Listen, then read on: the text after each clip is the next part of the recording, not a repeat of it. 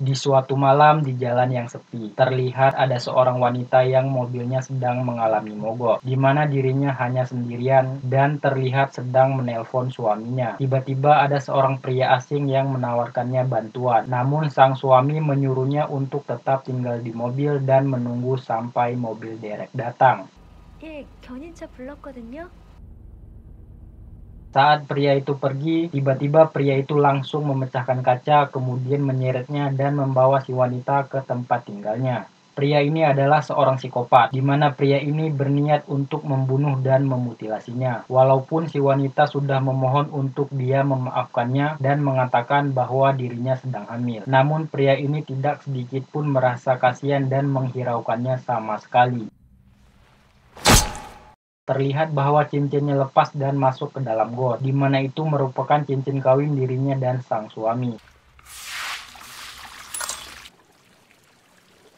Singkat cerita, akhirnya potongan bagian tubuh si wanita pun berhasil ditemukan, di mana sang suami yang bernama Kim ini pun terlihat sangat-sangat terpukul, sampai dia meneteskan air mata, seolah masih tak percaya dengan apa yang dialaminya. Ayah mertua pun menyesalkan apa yang terjadi dan menangis tepat di samping Kim, yang membuat dirinya semakin tidak terima dengan apa yang dialaminya tersebut. Saat upacara sang istri selesai, Kim kembali tak bisa menahan air matanya dan berjanji akan memberikan 1000 rasa sakit kepada si pelaku agar dia bisa merasakan pemanasan sebelum benar-benar masuk ke dalam neraka yang sesungguhnya. Perlu kita tahu bahwa Kim adalah seorang agen di Badan Intelijen Nasional, di mana dia izin untuk berlibur selama 2 minggu untuk menenangkan hatinya yang sedang gundah gulana. Padahal seperti yang kita tahu bahwa Kim tentu saja berniat dan sangat berambisi untuk menemukan si pelaku dan memberikan balasan yang setimpal dengan apa yang dialami istrinya. Dengan status dan akses dirinya di kepolisian dan Badan Nasional, Kim pun meminta sebuah alat pelacak, kemudian meminta data-data orang yang dianggap berpotensi terhadap kasus-kasus seperti ini. Didapatkanlah 4 pelaku yang kemungkinan besar adalah salah satu pelaku pembunuh istrinya, di mana mereka memiliki track record terhadap tindakan kriminal seperti ini. Namun karena belum didapatkan bukti otentik, maka mereka pun bisa dengan bebas berkeliaran. Tak ingin membuang waktu, Kim pun langsung menemui salah satu pria dari 4 foto tersebut, di mana pria itu merupakan penjahat wanita yang dianggap sudah memperkosa belasan wanita di Korea. Kim pun menunjukkan foto istrinya kepada si pria, namun nampaknya bukan dia pelakunya. Dengan sebuah kunci, Kim pun memukul kemaluannya hingga si pria mengalami kritis. Tak lama kemudian, Kim pun langsung menemui pria kedua dan langsung menabraknya dari belakang.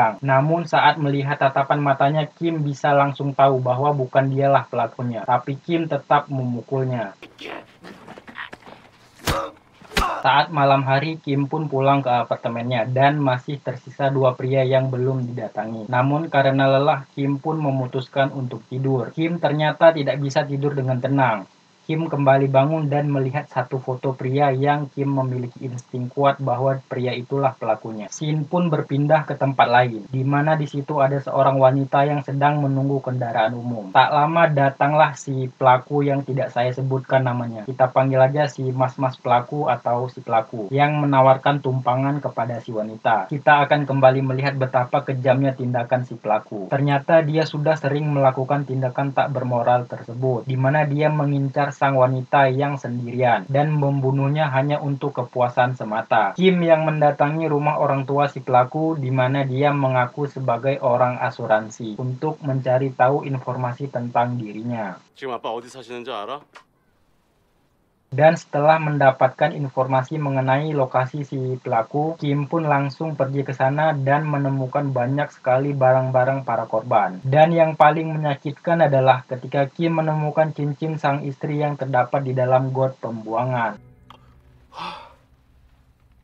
Si pelaku ini sendiri bekerja sebagai seorang supir bus sekolah, di mana itu sangat cocok sekali dengan pekerjaannya sebagai seorang pembunuh. Tanpa dia sadari, Kim sudah meletakkan sebuah alat pelacak pada minibusnya tersebut. Terlihat bahwa si pelaku ini sudah sangat terbiasa mencari mangsanya. Dia menunggu sampai hanya tersisa satu penumpang untuk kemudian dibawa ke kebun kecil miliknya, di mana dia akan memperkosa dan membunuh gadis tersebut. Tiba-tiba Kim sudah terlihat berada di sana. Si pelaku ini cukup terkejut melihat kemunculannya. Dengan sebilah celuri di tangannya, dia pun langsung menebak bahwa Kim adalah seorang polisi. Terjadilah pertarungan di antara mereka yang sudah jelas akan dimenangkan oleh Kim. Karena seperti yang sudah saya jelaskan tadi, Kim adalah seorang agen di Badan Intelijen Nasional, di mana Kim memiliki kemampuan bela diri yang sangat tinggi, hingga bisa dengan mudah mengalahkan si pelaku ini. Dan saat ada suatu momen ketika Kim bisa membunuh dan membalaskan dendam istrinya, Kim pun mengurungkan niatnya agar si pelaku ini bisa merasakan kesakitan yang luar biasa dan tidak mati begitu saja. Karena Kim akan melakukan sesuatu yang lebih buruk dari ini. Kim pun memasukkan alat pelacak ke dalam mulutnya dan memaksa si pelaku untuk menelannya. Sementara dia akan pergi untuk mengantarkan gadis tadi ke rumahnya. Saat si pelaku ini sadar melihat ada sepucuk amplop yang ternyata itu adalah sejumlah uang yang diberikan oleh Kim tadi. Dan saat si pelaku ini heran dan bingung dengan apa yang dilakukan oleh si Kim, dia pun berkata, si pelaku ini pun kembali ke mobilnya, namun karena minibusnya sudah disabotase oleh Kim, dia pun memutuskan untuk berjalan kaki. Tak disangka ada sebuah taksi yang baik hati menawarkannya bantuan, di mana di situ sudah ada satu penumpang yang sebenarnya teman dari si sopir taksi ini. Ternyata kedua orang ini adalah psikopat sama seperti mas-mas pelaku ini, karena mereka juga sedang mencari mangsa dan menjadikan mas-mas pelaku ini sebagai mangsa mereka. Namun karena si pelaku ini lebih berpengalaman, dia pun bisa membunuh kedua orang tersebut menggunakan sebilah pisau dan menikam mereka berdua berulang kali sampai mobilnya menabrak pembatas jalan. Ternyata benar, dua orang tersebut menyimpan korban di dalam bagasi mobil mereka. Dengan uang yang diberikan Kim, si pelaku pun mendatangi sebuah klinik untuk mengobati lukanya, di mana insting psikopatnya lagi-lagi melihat sebuah celah ketika ada seorang perawat cantik yang begitu aduhai. Dan bukan psikopat namanya jika dia tidak nekat. Karena saat si perawat pergi ke ruang penyimpanan di belakang, si pelaku pun terlihat sudah berada di sana. Dengan sedikit ancaman, si pelaku pun menyuruh si perawat untuk membuka bajunya satu persatu. Kemudian memintanya untuk bermain kuda-kudaan. Dan saat sedang enak-enaknya, tiba-tiba Kim langsung datang dan menghajar si pelaku tersebut. Di mana si pelaku dibuat terkejut saat melihat Kim mampu menahan pisau dengan telapak tangannya, sambil berdarah dan melihat tatapan yang sangat mengerikan pada matanya tersebut. Suatu kesalahan besar telah menciptakan monster untuk dirinya sendiri. Si pelaku pun dipotong di bagian belakang kakinya, agar si pelaku pincang seumur hidupnya.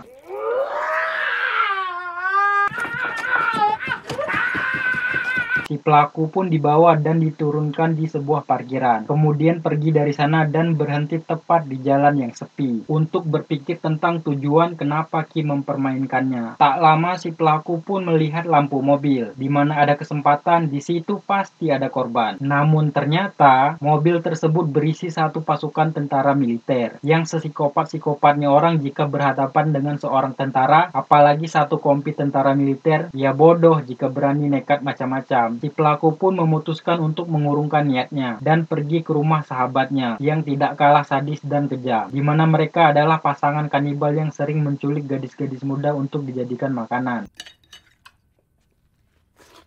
Si pelaku ini pun terus berpikir tentang siapa sebenarnya sosok Kim ini dan apa tujuannya. Namun seketika dia teringat tatapan Kim yang penuh amarah, hingga akhirnya dia mendapatkan jawabannya, bahwa Kim ini kemungkinan besar memiliki hubungan dengan salah satu korban yang telah dibunuhnya. Beralih ke si kanibal yang terlihat sedang memeriksa stok daging manusia di kulkasnya. Kemudian dia menyeret seorang wanita yang akan dijadikan makanan selanjutnya. Saat si kanibal akan membunuh korbannya, tiba-tiba Kim terlihat sudah berada di sana dan langsung menyerang si kanibal. Hingga saat dia akan memotong tangannya, si pelaku pun muncul dan hampir saja membuat Kim tertembak. Kim pun berhasil selamat dengan loncat dari jendela, di mana dia kembali masuk melalui lantai bawah. Saat sedang mengindap, tanpa sadar si wanita kanibal sedang memperhatikannya dari balik pintu. Beruntung Kim berhasil melumpuhkan serangan si wanita. Tapi saat dia mengambil senjatanya, si kanibal tiba-tiba muncul, namun lagi-lagi Kim berhasil membuat kepalanya bocor, hingga membuat si kanibal tak sadarkan diri. Ketika Kim menyadari kedatangan si pelaku, Kim pun melemparkan sejumlah kail pancing. Si pelaku pun berhasil pincang, yang membuat Kim lagi-lagi berhasil mengalahkannya. Dan seperti yang kita tahu, tentu Kim tidak akan semudah itu untuk membunuhnya.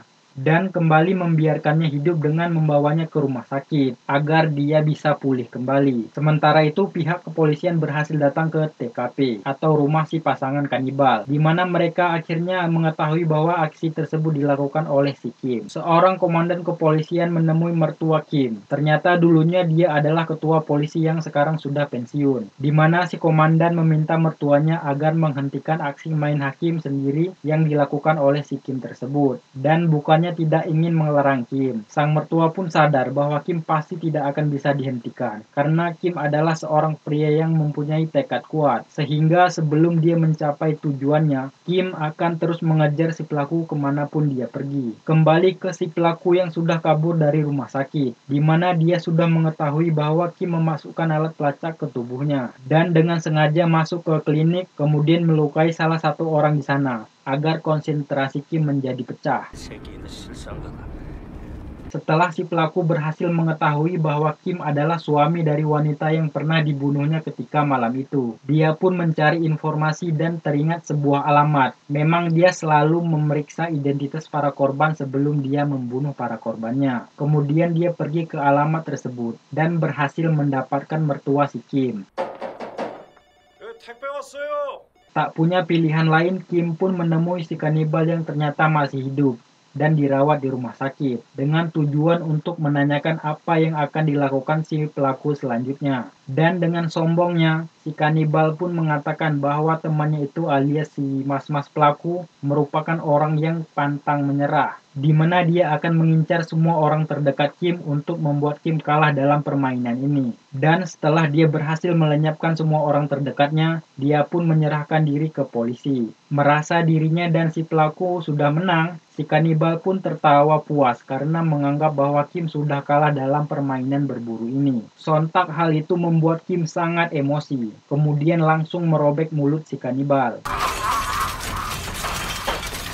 Sadar bahwa mertuanya dalam bahaya, Kim pun menghubungi sang komandan polisi untuk menuju ke rumah mertuanya. Namun nampaknya mereka semua sudah terlambat. Si pelaku sendiri terlihat sedang menyiksa mertuanya. Dan tak lama datanglah adik ipar Kim, di mana si pelaku akan memperkosa dan membunuhnya dengan sangat sadis. Saat polisi dan Kim tiba di rumah mertuanya, mereka semua pun sudah terlambat dan hanya menemukan sang mertua yang sudah babak belur dan sekarat. Tak lama Kim mendapatkan sebuah telepon yang ternyata itu adalah dari si pelaku yang menggunakan ponsel mertuanya, di mana dia mengatakan bahwa dirinya sudah menang dan akan menyerahkan dirinya ke polisi. Dan saat dia menekam di penjara dengan kemenangannya, Kim akan hidup sendirian dengan penderitaan atas kehilangan orang-orang terdekatnya. Dan itu cukup membuat Kim bertambah emosi. Setelah si pelaku memberitahu lokasi di mana dia akan menyerahkan diri, para polisi pun terlihat sudah bersiap di sana. Dan tak lama muncullah si pelaku yang memberhentikan mobilnya tepat di tengah jalan. Kemudian keluar dengan santai sambil udut, disertai tubuh penuh darah dari adik ipar Kim. Kemudian si pelaku pun dengan bangga meminta para polisi untuk menangkapnya. Ternyata tidak semudah itu. Saat polisi akan menangkapnya, Kim pun dengan cepat merusak pintu mobilnya, kemudian menuju ke arah si pelaku dan berhasil mendapatkannya. Disinilah si pelaku berada, terikat di rumahnya sendiri, seperti para korban yang sudah dibunuhnya. Dan si pelaku itu pun terlihat sama sekali tidak merasa takut sedikit pun. Dan benar saja, meski Kim sudah mencocol matanya dengan sebatang rokok dan menusuk pipinya dengan sebuah obeng, si pelaku masih saja bisa tersenyum puas atas kemenangannya. Dan satu-satunya cara untuk membuat si pelaku ini menderita adalah dengan membuatnya merasa ketakutan, sama seperti yang sudah dirasakan para korbannya. Dan Kim sudah merencanakan sesuatu yang akan membuat si pelaku benar-benar sangat ketakutan, sebelum akhirnya dia menemui ajalnya. Kim pun pergi melalui pintu belakang, di mana dia membiarkan si pelaku terikat pada sebuah alat mekanisme pemenggal kepala, yang dipicu melalui pintu depan, sehingga saat ada orang yang membuka pintu, maka secara otomatis sebilah besi tajam akan langsung menghantam leher si pelaku. Dan saat Kim berjalan pergi dari sana, tak lama datanglah sebuah mobil taksi. Ternyata itu adalah ayah, ibu, dan anak si pelaku ini. Faktanya, Kim sudah menghubungi mereka untuk datang ke sini dan meletakkan sebuah mikrofon kecil agar Kim bisa mendengarkan ketakutan dan penderitaan sebelum si pelaku menemui ajalnya. Saat keluarganya sedang membuka pintu, si pelaku pun dengan susah payah meneriaki mereka sambil menggigit tali, sampai dia benar-benar terlihat sangat amat ketakutan.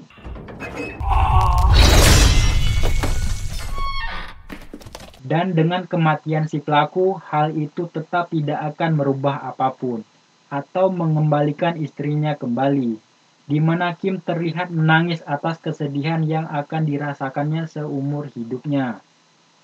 Film pun selesai.